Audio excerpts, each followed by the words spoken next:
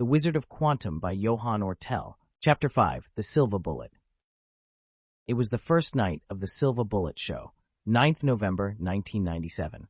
The spotlight illuminated the stage as a .375 Magnum revolver was slowly raised, its metallic surface gleaming under the stage lights. To the rhythm of a silver timepiece, the sound of the gunshot rang out, shattering the silence. The bullet ripped through the wooden prop, sending splinters flying across the stage. Massimo's robe dropped to the floor, empty, as if he had vanished into thin air. But far from the theater, in the dim light of Abramo's apartment, Massimo's naked body lay lifeless on the floor. Abramo rushed in, a blanket clutched in his hands. His face was etched with fear as he knelt beside his brother, covering his body. "Massimo!" Abramo had shouted.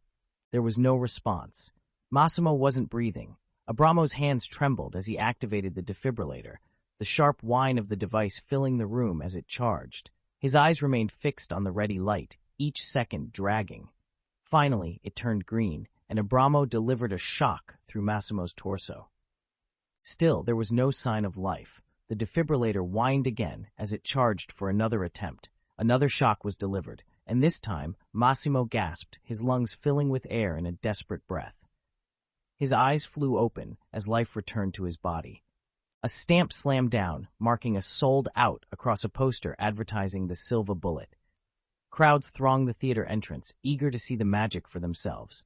The revolver was raised once more. The time was checked, the ritual repeated. A bullet was fired. The wooden prop exploded into splinters, and Massimo's robe fell to the floor, empty again. In Abramo's apartment, Massimo was once more sprawled on the floor. Abramo rushed in, covering his brother with a blanket as Massimo gasped for air, his naked body trembling.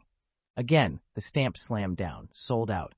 The crowds grew larger with each show, the legend of the Silva Bullet spreading like wildfire.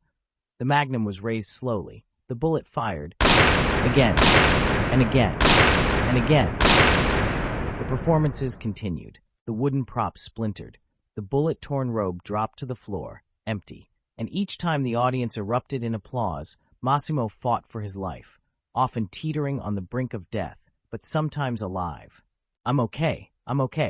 Massimo would whisper to his brother. Out of breath, he lay on the floor, wondering how much longer he could keep doing this.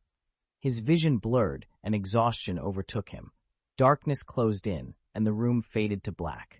Early the next morning, the rich aroma of freshly brewed coffee filled the small apartment as the machine dripped into a waiting cup, comforting in its familiarity. Massimo stood by the window, wrapped in a blanket, staring out at the city below.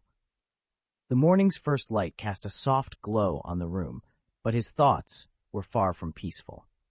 Abramo, his twin brother, approached quietly, holding 2 steaming cups of coffee. He handed one to Massimo, who accepted it with a nod of thanks. "Thank you," Massimo murmured, his voice barely above a whisper.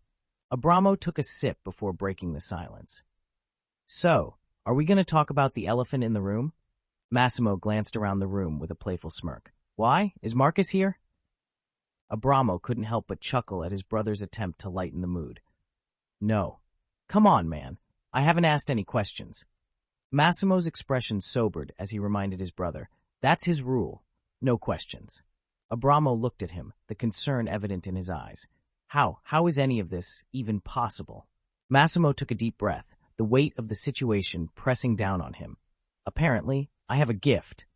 "A gift?" Abramo echoed, trying to grasp the meaning behind his brother's words. Massimo nodded slowly, his gaze distant. "Did you know we descend from the great Harry Houdini?" Abramo's eyes widened in surprise. "Houdini the escape artist?" "Yes," Massimo confirmed. "He also had this gift."